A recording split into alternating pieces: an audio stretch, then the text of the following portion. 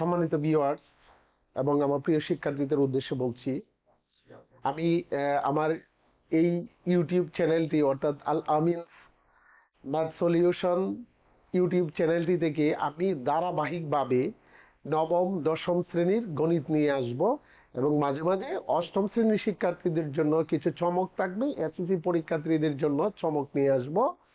তো আমি ধারাবাহিকভাবে সেট অঙ্ক থেকে অর্থাৎ 2.1 2.1 অনুশীলন থেকে শুরু করেছি। আমার প্রথম ক্লাসটাও ছিল সেট থেকে, দ্বিতীয় ক্লাসটা আমি সেট থেকে নিয়ে আসছি, দ্বিতীয় ক্লাসটা একটু আমরা ভ্যারাইটিস নিয়ে আসছি। আমরা সেটে কিন্তু এইরকম সমাধান পেয়ে থাকি, এরকম সমাধান আমরা রেগুলার পেয়ে থাকি।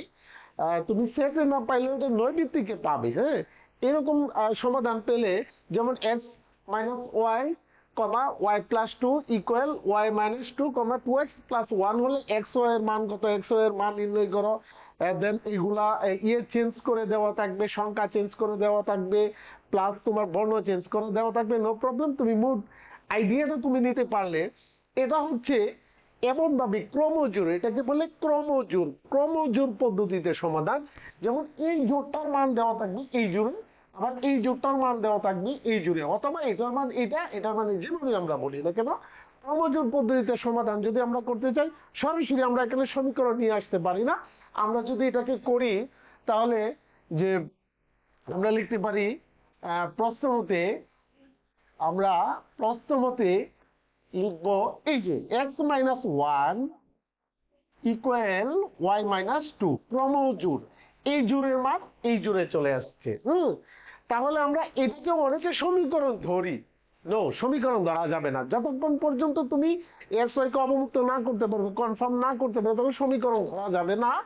সো আমি এটাকে কি করতে পারি, আমি প্লাস ওয়াই মাইনাস করে এদিকে নিয়ে আসলাম। মাইনাস ওয়ান ওদিকে প্লাস হয়ে চলে যায়। তাহলে কি থাকে, x minus y equal minus one. ধরো এটা সমীকরণ নাম্বার ওয়ান। আবার আবার আমি ওই জায়গা থেকে যখন চলে আসব, তাহলে আমার এই জোরের মান এই জোরে চলে আসছে, অথবা ওয়াই প্লাস টু এর মান যেটা লিখি কোনো সমস্যা নেই। Two x plus one. আমরা যদি এটাকে সাজাই তাহলে আমরা লিখতে পারি যে টু মাইনাস ওয়ান, এই মাইনাস ওয়ান দিকে চলে আসলো, ওয়াই ওই দিকে চলে গেছিল, এটাকে সাজায় লিখতে পারি আমরা two x minus y equal দিকে ওয়ান চলে ওয়ান, সমীকরণ নাম্বার টু। তাই না? দুটো সমীকরণ কিন্তু আমি পেয়ে গেলাম। যখন তুমি ইজিলি দুটো সমীকরণ বের করতে পারো তখন তোমার অঙ্ক সুবিধা। হ্যাঁ, আমি কিন্তু ঘুরাই নাই, একবারে ইজিলি যেভাবে প্রশ্ন দেওয়া আছে সেভাবেই ইউজ করছি। এখন আমরা কি করব, সবচেয়ে ইম্পর্টেন্ট যে বিষয়টা এই অঙ্কের ক্ষেত্রে, সেটা হচ্ছে আমি যোগ করব না বিয়োগ করব। তোমরা অনেকেই বলো যে স্যার এটা কি যোগ না বিয়োগ, এই জিনিসটা আসলে অনেকে বুঝতে পারো না। আমি এদের জন্য একেবারে সহজ করে বলছি, আমি যে সমীকরণটা বের করব সেই সমীকরণের আমার যে সংখ্যাগুলো দেওয়া থাকবে, ধরো আমার যে এক্স আর ওয়াই, সেই তার পজিশন কি। দেখো, এক নং সমীকরণে এক্স এর পজিশন হচ্ছে প্লাস, দুই নং সমীকরণে এক্স এর পজিশন প্লাস, এক নং সমীকরণে ওয়াই এর পজিশন মাইনাস, দুই নং সমীকরণে ওয়াই এর পজিশন মাইনাস। আমি যেহেতু এক্স এর মান বের করবো, আমাকে ইনফরমেশন দিয়ে দিছে এক্স এর মান বের করার জন্য।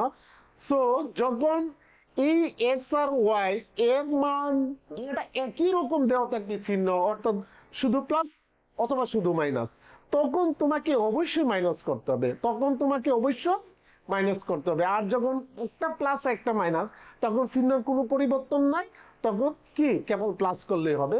তাহলে আমরা এটা কি করব, এক নং মাইনাস দুই নং, এক নং সমীকরণ আমরা কি পাইলাম, এক্স মাইনাস ওয়াই পেয়েছি মাইনাস ওয়ান, সমীকরণ নাম্বার এটা ছিল এক, এটা আর এখানে লেখা দরকার নাই। দ্বিতীয়টা কি পাইলাম, টু এক্স, আমরা যদি একটু এইদিকে চলে যাই, two x minus y equal one.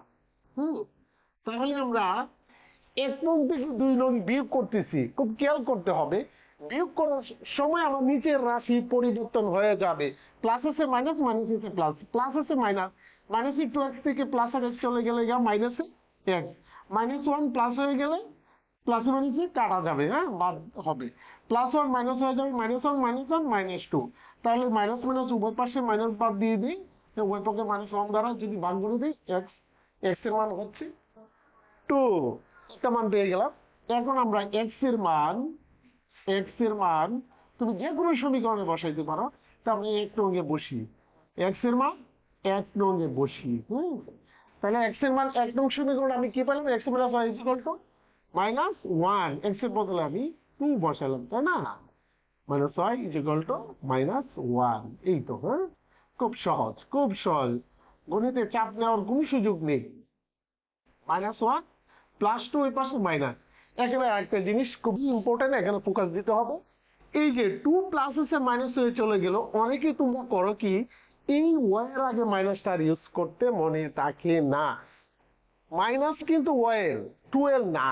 খেয়াল করতে হবে, টু এর না। অনেকে মনে করে টু চলে গেছে, মাইনাস ওই দিকে চলে গেছে মাইনাস হয়ে, নো, এটা হবে টু প্লাস ছিল মাইনাস হয়ে গেছে, সাইড পরিবর্তন করে, আর মাইনাস ওয়াই যেভাবে আছে এভাবেই থাকবে।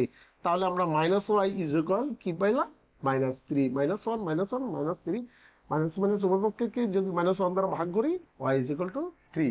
তাহলে আমরা এক্স এর মান পাইলাম, ওয়াই এর মান পাইলাম থ্রি। সুতরাং দিয়ে আমরা লিখি যে x y is equal to three, answer, তাই না?